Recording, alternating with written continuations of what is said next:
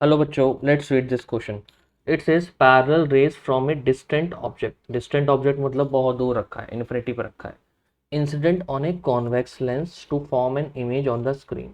Distant object से rays आ रही हैं और कॉन्वेक्स लेंस पे हमने उनको इंसिडेंट करा दिया। पूछा क्या है, the diagram showing correctly the image of the object on the screen. आपको इन चारों में से बताना है कौन सा डायग्राम सही है, जो सही इमेज बना रहा है। तो गाइस, कॉन्वेक्स लेंस का फर्स्ट वाला केस याद करो।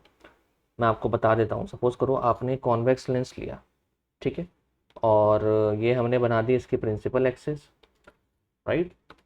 और हम इस पे अब इसके पैरामीटर जैसे ऑप्टिकल सेंटर ये हो गया, ये हो गया इसका फर्स्ट फोकस f1, ये हो जाएगा ट्वाइस ऑफ f1, ये हो जाएगा f2, ये हो जाएगा ट्वाइस ऑफ f2।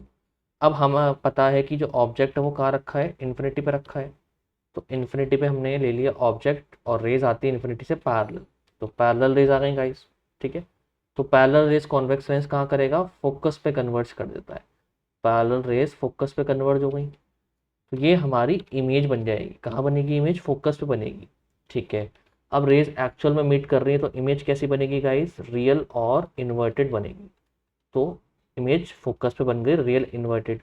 और कैसी बनेगी, ये पॉइंट साइज बनेगी, मतलब बहुत ही छोटी बनेगी इमेज। रियल इन्वर्टेड बनती है और पॉइंट साइज बनती है। ऑब्जेक्ट आपका यहाँ कहीं रखा होगा इन्फिनिटी पे, ठीक है जी। अब इससे हम देखते हैं रे डायग्राम कौन सा करेक्ट है।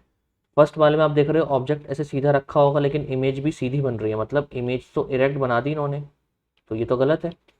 सेकंड वाले केस में ऑब्जेक्ट ऐसे रखा होगा और इमेज जो है वो इन्वर्टेड बन गई, राइट, और स्क्रीन पे भी आ रही है। इसका मतलब सेकंड वाला रे डायग्राम क्या है, करेक्ट है। सी वाले में इन्होंने अलग ही अलाइनमेंट दे दिया, तो ये तो गलत है। डी वाला भी गलत है, ऐसे बनती नहीं है इमेज, या तो इन्वर्टेड बनेगी इरेक्ट बनेगी, ऐसे नहीं बनेगी। तो कौन सा ऑप्शन करेक्ट है गाइस, बी। डायरेक्ट क्वेश्चन है रे डायग्राम से। So I hope you have understood it well. Good luck.